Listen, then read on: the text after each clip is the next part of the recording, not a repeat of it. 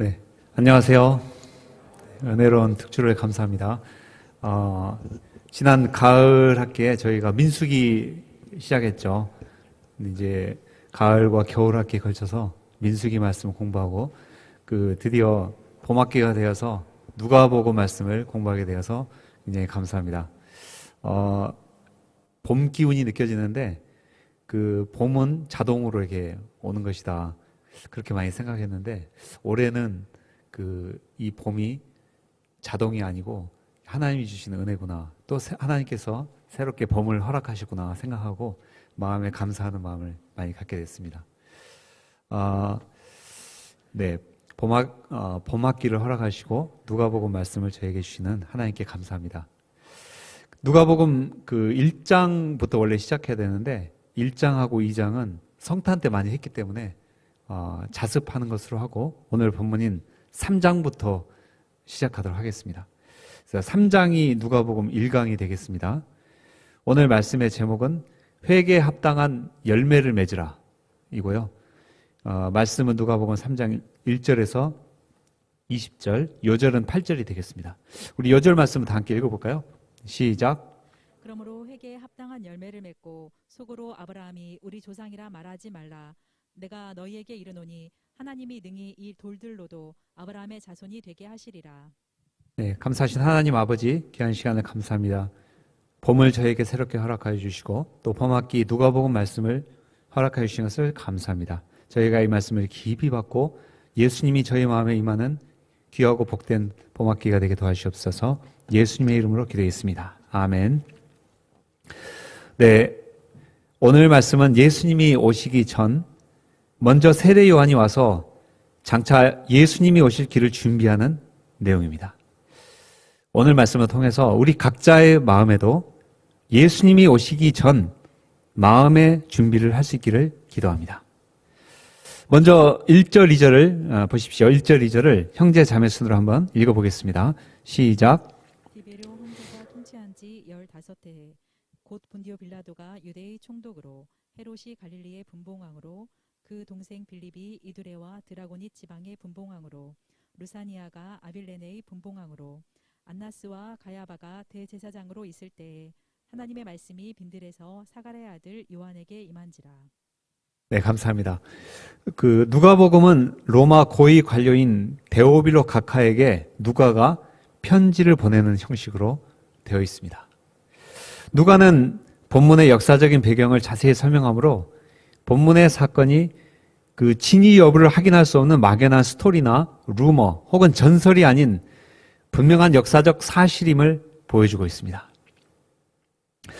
그러면 로마의 티베리우스 황제가 통치를 시작한 지 15년째 되었을 때 본디오 빌라도가 유대의 총독으로 헤롯이 갈릴리의 분봉왕으로 그의 동생 빌립이 이두레와 드라고니 지방의 분봉왕으로 루사니아가 아빌레네의 분봉왕으로 안나스와 가야바가 유대의 대제사장으로 있었을 때 어떤 일이 있었습니까? 2절, 3절 말씀을 보십시오. 2절, 3절을 다 함께 한번 읽어볼까요? 시작. 안나스와 가야바가 대제사장으로 있을 때에 하나님의 말씀이 빈들에서 사가랴의 아들 요한에게 임한지라.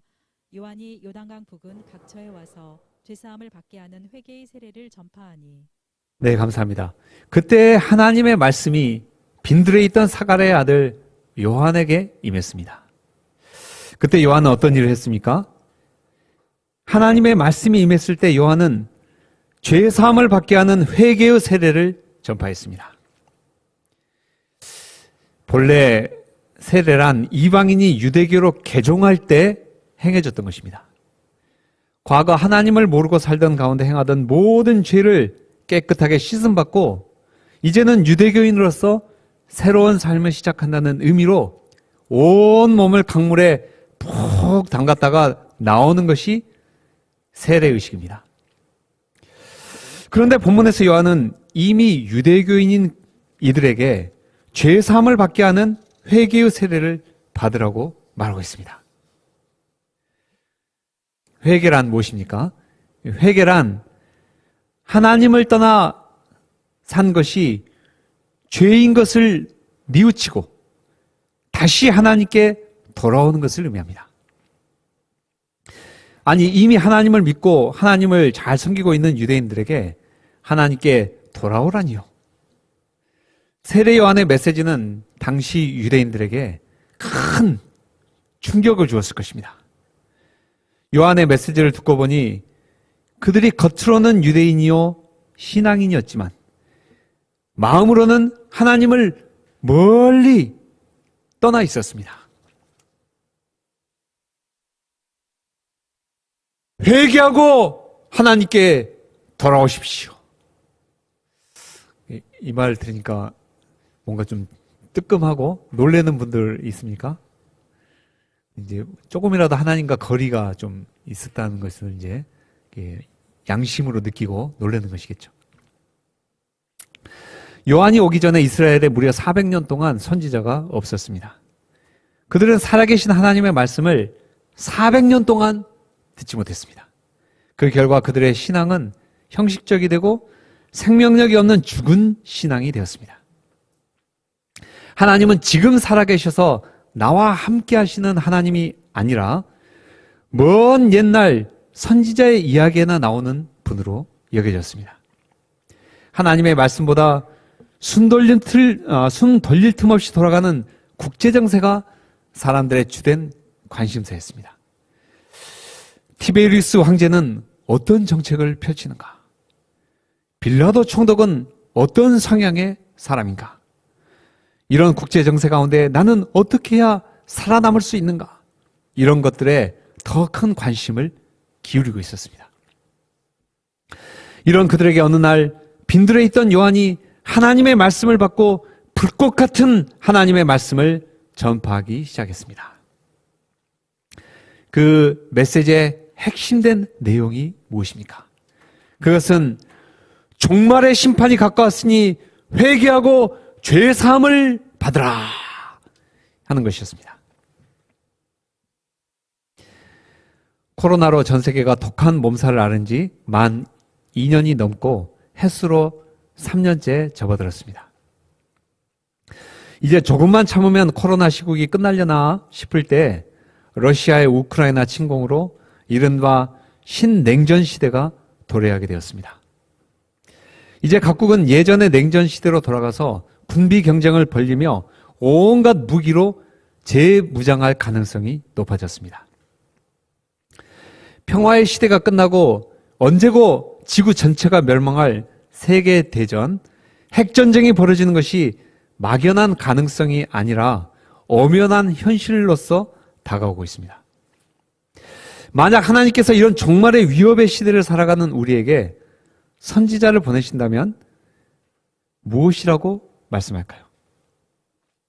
하나님은 본문에 기록된 요한이 준 그 동일한 메시지를 주실 것이 분명합니다. 곧 그동안 하나님을 떠나 살았던 것, 하나님을 잊고 살았던 것, 마치 하나님이 안 계신 것처럼 생각하고 산 것을 회개하고 죄 사함을 받으라 말씀하실 것입니다. 4절로 6절을 보십시오. 4절로 6절을 형제 자매 순으로 돌아가면서 한번 읽어보겠습니다. 시작. 선지자 이사야의 책에 쓴 바 광야에서 외치는 자의 소리가 있어 이르되 너희는 주의 길을 준비하라. 그의 오실 길을 곧게 하라. 모든 골짜기가 메워지고 모든 산과 작은 산이 낮아지고 굽은 것이 곧아지고 험한 길이 평탄하여질 것이요 모든 육체가 하나님의 구원하심을 보리라 함과 같으니라. 한편 세례 요한이 등장할 것은 이미 700년 전 이사야라는 선지자가 예언한 바였습니다. 메시아가 오시기 전 메시아의 길을 준비하기 위해 광야에서 외치는 자의 소리가 있을 것입니다. 그는 외쳐 말하기를 너희는 주의 길을 준비하라. 그의 오실 길을 곧게 하라 할 것입니다. 그러면 구체적으로 주의 길을 준비하는 것, 그의 오실 길을 곧게 하는 것은 어떻게 하는 것입니까? 그것은 회개하는 것입니다. 하나님을 멀리 떠나 살던 삶, 하나님을 머리로는 믿지만 실제로는 계시지 않는 것처럼 생각하고 살던 삶이 크게 잘못된 것을 깨닫고 뉘우치고 마음을 돌이켜 하나님께 돌아오는 것입니다. 이것이 구주께서 내 마음에 오시는 것을 준비하는 것입니다.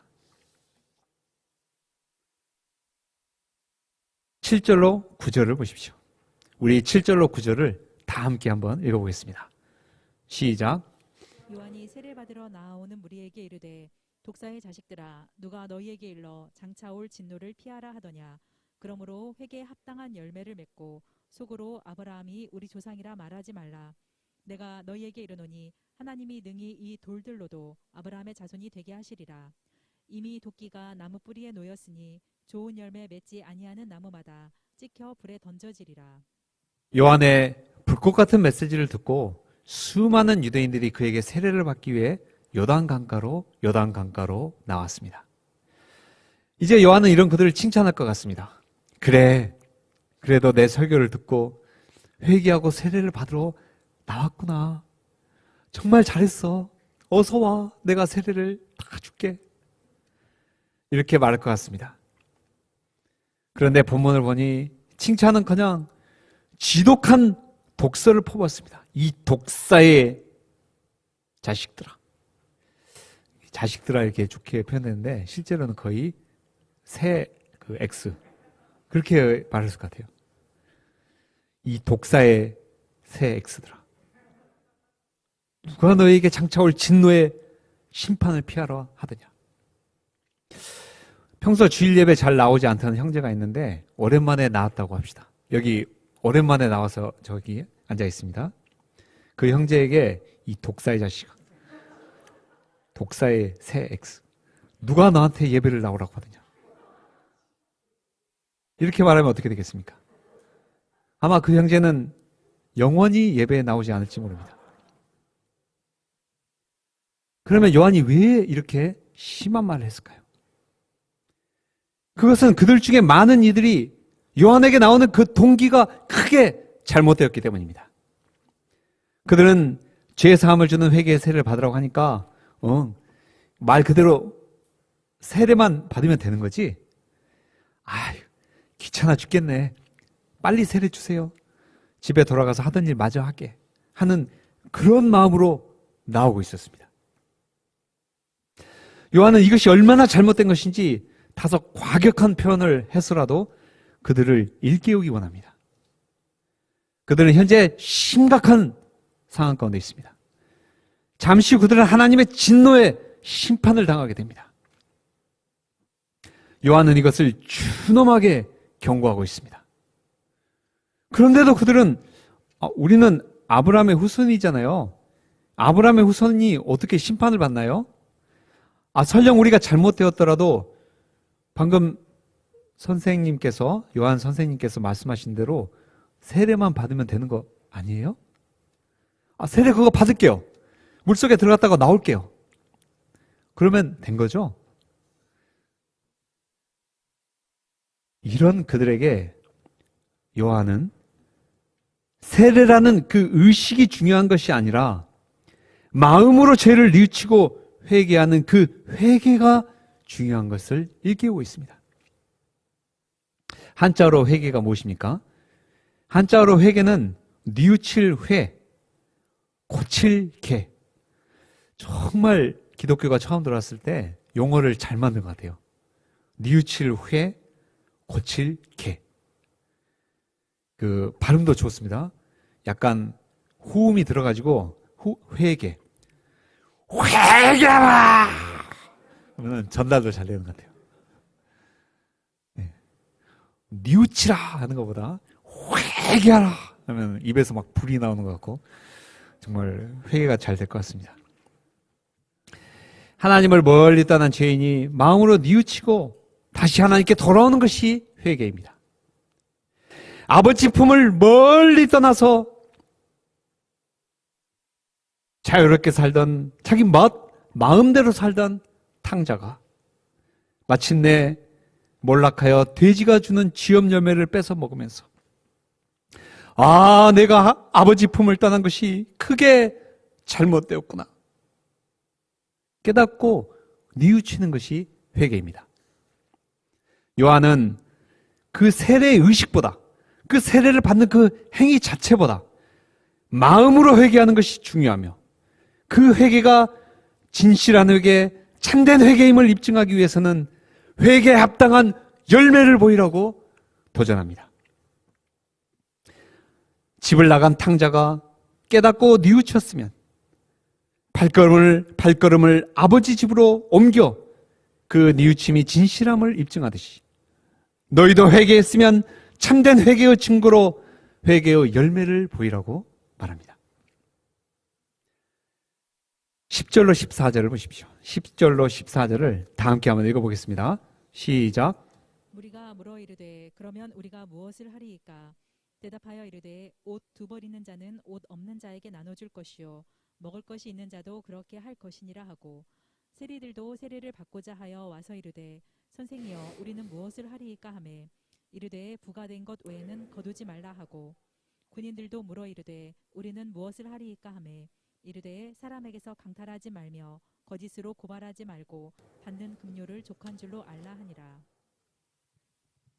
네. 감사합니다. 요한의 말에 무리들은 그러면 구체적으로 회개에 합당한 열매가 무엇인지 선생님 예를 들어서 좀 설명해 주세요 라고 말했습니다. 그들의 말에 요한은 기다렸다는 듯이 거침없이 말합니다. 옷 두 벌 있는 자는 손 한번 들어보세요. 옷 두 벌 있는 사람. 그 사람들 옷 없는 이웃에게 나눠주십시오. 먹을 것이 남아서 냉장고에 먹을 것을 쌓아둔 사람. 손 드세요 지금. 그거 먹을 것 없는 사람에게 나눠주십시오. 요한의 이 말은 당시 유대인들에게 마치 지구가 흔들리는 것 같은 큰 충격을 주었을 것입니다. 당시 유대인들은 회개의 표시로 사람이 만약 회개했다. 당시 유대인들은 이 회개라는 용어를 굉장히 종교적인 의미로 이해했기 때문에 회개의 표시를 한다면 어떤 종교적인 의식을 행해야 한다고 생각했습니다. 회개하여 세례 받으라, 물속에 들어갔다 나오는 그 의식을 행하라. 그 의식을 행하면 되는구나. 굉장히 사고가 종교적입니다. 예를 들어서 회개하십시오. 정말 회개했습니까? 그렇다면 그 회개의 증거로 한 마리에 수백만 원씩 하는 소를 사다가 제물로 드리십시오. 딱 이해가 됩니다. 그렇지. 정말 회개한다면 회개의 증거로 수백만 원 하는 소를 사다가 비둘기 이렇게 싼 거 말고 소를 사다가 하나님께 번제로 드린다면 정말 진실한 회개의 표시가 되겠구나. 그렇게 많은 돈을 회개에 쓸 수 있다면 그 회개가 참된 회개겠구나. 그렇게 생각했습니다. 또 회개의 표시로 하루나 이틀 금식하는 것을 생각했습니다. 이틀간 물 한 모금 마시지 않고 옷을 팍 엊그저께 40만 원 주고 산 이 옷을 팍 찢고 슈퍼마켓에서 사온 잿더미 위에 앉아 이틀간 금식기도 한다면 이거야말로 참된 회개의 표현이 아니겠는가 생각했습니다. 그런데 오늘 본문에서 요한은 평소 입지 않은 여벌옷이 있는 사람은 옷이 없는 사람에게 주라고 말합니다. 또 먹다가 남아서 냉장고에 쌓아둔 음식이 있는 사람은 배고픈 사람에게 그것을 주라고 말합니다. 그것이 참된 회개, 진정한 회개의 열매라고 말합니다. 요한의 이 메시지는 어떤 의미에서 종교적인 당시 유대인들에게 쉽다면 쉽고 어렵다면 어려운 일이었습니다. 참된 회개의 표시로 소나 염소의 제물을 드리라고 한다면 작게는 몇십만 원에서 많게는 몇백만 원 돈을 써야 하므로 물질적인 부담이 되고 힘든 일입니다. 이에 비해 여벌옷을 나눠주고 풍족한 음식을 나눠주라는 말씀은 상대적으로 훨씬 부담이 없고 쉬운 일입니다. 하지만 돈이 좀 들더라도 화끈하게 제물을 드리고 그것으로 끝내면 개운하고 뒤끝이 없는데 평소 늘 날마다의 삶에서 내 주변에 어려움에 처한 이웃은 없는지 내가 그들에게 줄 수 있는 작은 도움은 없는지 늘 신경을 써야 한다는 점에서 요한의 메시지는 만만치 않은 도전입니다. 한마디로 나 중심의 삶에서 이웃 중심의 삶으로 생각 자체, 가치관 자체, 삶의 습관 자체가 바뀌어야지 가능한 일입니다. 요한의 말을 들은 세리들이 물었습니다. 그러면 세리인 이름이 세리인 분도 계신데 세리인 우리는 구체적으로 무엇을 하는 것이 하나님이 받으시는 회개에 합당한 열매입니까? 요한은 말합니다. 세리인 너희들은 정해진 세금 외에 부당한 추가 과세를 하지 말아라. 요한의 말은 지극히 상식적입니다. 세리가 정해진 세금만 부과하고 그것만 받는 것은 얼마나 당연하고 상식에 맞는 일입니까? 문제는 대부분의 세리들이 그렇게 하지 않았다는 데 있습니다. 당시 세리들은 우리가 아무도 하려 하지 않는 이 거치고 험한 일을 하는데 마치 일제시대 때 동포를 잡아다가 고문하는 일제 고등계 형사 같은 이런 일을 하는데 그 대가로 돈이라도 많이 벌어야지. 돈을 못 벌면 우리가 못함시 일을 한디? 하는 그런 의식을 갖고 있었습니다. 세리들은 이른바 관행이라는 이름으로 또 그들 나름대로 합리적인 이유가 있다는 논리로 그들의 행위를 정당화했습니다. 요한은 바로 그것이 잘못됐다는 것입니다. 그들이 관행이라는 이름으로 또 나름대로 합리적인 이유가 있다는 이유로 행하는 그것이 수많은 사람들에게 씻을 수 없는 아픔과 상처와 고통을 준다는 것입니다. 세리들이 만약 회개했다면 바로 그 잘못된 관행을 고치는 것이 회개에 합당한 열매를 맺는 것입니다. 요한의 말을 들은 군인들이 물었습니다. 그러면 군인인 우리는 어떻게 하는 것이 회개에 합당한 열매입니까? 요한은 말합니다. 군인에게 주어진 권한을 남용하여 사람들을 강탈하지 말고 거짓 고발하지 말고 받는 월급을 족한 줄로 알라. 군인들이 하는 일은 목숨을 걸고 하는 일이죠. 하지만 당시 군인들은 목숨을 걸고 고생하는 것에 비해서 월급이 턱없이 적다고 여겼습니다. 그들은 이것을 사람들을 강탈하고 거짓 고발하는 방식으로 부족한 월급을 보충했습니다. 월급은 적지만 군인들에게는 칼과 무기가 있고 공권력이 있으므로 이것을 남용하여 사람들을 괴롭히고 자기의 사사로운 이익을 추구했습니다. 요한은 군인들이 만약 회개했다면 바로 이것을 고치라고 말합니다. 권력을 남용하여 사람들을 괴롭히지 말고 부정한 방법으로 사사로운 이익을 추구하지 말라고 말합니다.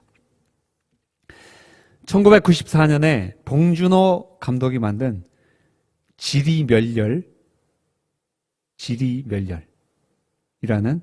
30분짜리 단편 영화가 있습니다. 혹시 심심하면 지리멸렬 한번 보시기 바랍니다. 이 영화에는 3가지 짤막한 이야기가 나오는데 첫째 이야기에는 연구실에서 포르노 잡지를 보고 학생들을 마구 부려먹지만 강의실에서는 근엄하게 독일 철학자 아도르노의 권위주의적 성격을 가르치는 심리학과 교수가 등장합니다.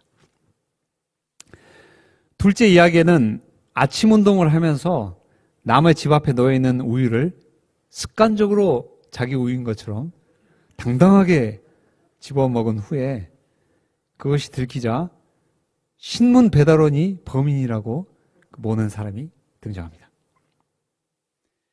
마지막 이야기에는 아파트 잔디에 용변을 보려다가 경비원에게 훈계를 듣자 모욕을 당했다며 비열하게 복수하는 사람이 등장합니다.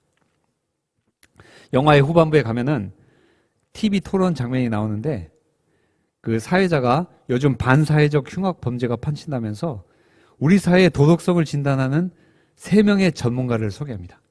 그 3사람이 누구냐면은 각각 대학 심리학과 교수, 신문사 논설위원, 부장검사입니다. 이들은 학계, 언론계, 공권력을 대표하는 인물로 바로 앞에 그 세 이야기에서 등장한 사람들입니다. 이들이 그럴듯한 말로 토론할 때 그 또 다른 사람들이 등장하는데, 새벽 일을 나가기 위해서 일찍 잠자리에 드는 신문 베드론, 교수가 TV에 나오자 관심을 보이는 대학생, 아파트 주민들을 위해 순찰하는 경비원입니다. 이 세 사람은 앞에 나온 권력자들에게 각자 피해를 당한 사람들입니다. 봉준호 감독이 가진 문제의식은 겉과 속이 다른 위선자들이 이 사회 지도자들로 행세하는 것이 이 사회가 가진 근본적인 문제라는 것입니다. 어떤 점에서 봉준호 감독의 문제의식과 본문의 세례 요한이 가진 문제의식이 동일합니다. 종교적으로 경건하여 한 번에 수백만 원짜리 소를 사서 제물을 드리고, 일주일에 이틀씩 사람들이 보는 자리에 앉아 금식 기도를 하지만 실제 삶에서 자기가 가진 권력을 남용하여 사람들을 괴롭히고 부정한 방법으로 사사로운 자기 이익을 추구한다면 과연 그 제사를 하나님이 받으시겠습니까? 그의 금식을 하나님이 기뻐 받으시겠습니까? 만약 하나님이 살아계시다면 나에게 제사 드리기 전에, 금식 기도하기 전에 그동안 네가 사람들이 보지 않는 곳에서 위선을 행하고 대중이 보지 않는 곳에서 이웃에게 갑질하고 피해를 준 것을 이웃을 찾아가서 사과하고 그 피해를 충분히 변상하라고 말씀하지 않으시겠습니까? 오늘 우리 각자는 어떤 점에서 회개에 합당한 열매를 맺어야 합니까? 이번 한 주간 각자 자신을 돌아보는 가운데 진실한 마음으로 또 구체적인 영역에서 회개에 합당한 열매를 맺을 수 있기를 기도합니다. 15절로 20절에서 백성들은 이 요한이 혹시 그리스도가 아닌가 생각했습니다.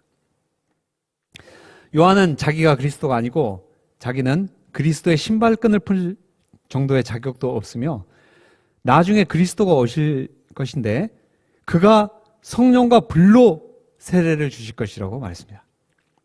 이후 요한은 자기가 전한 메시지대로 헤롯 대왕이 남동생의 아들을 빼앗아 결혼한 일은 잘못되었다고 지적하고 책망하다가 감옥에 갇히게 됩니다.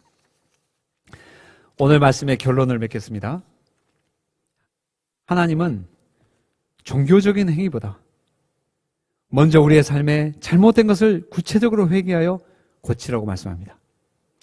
우리가 이 말씀을 마음 깊이 받고 나의 삶에 관행으로 굳어진 잘못된 것들, 습관이 된 악행들, 모든 갑질 행위들, 거짓말들, 또 남을 괴롭혔던 것들, 이러한 것들을 진실한 마음으로 회개하고 고칠 수 있기를 기도합니다.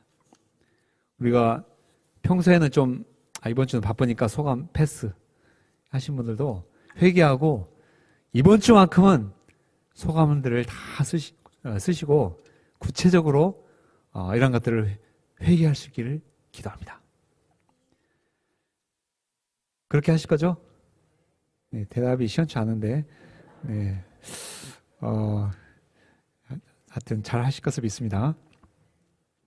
네, 8절 말씀을 읽고 마치겠습니다. 시작.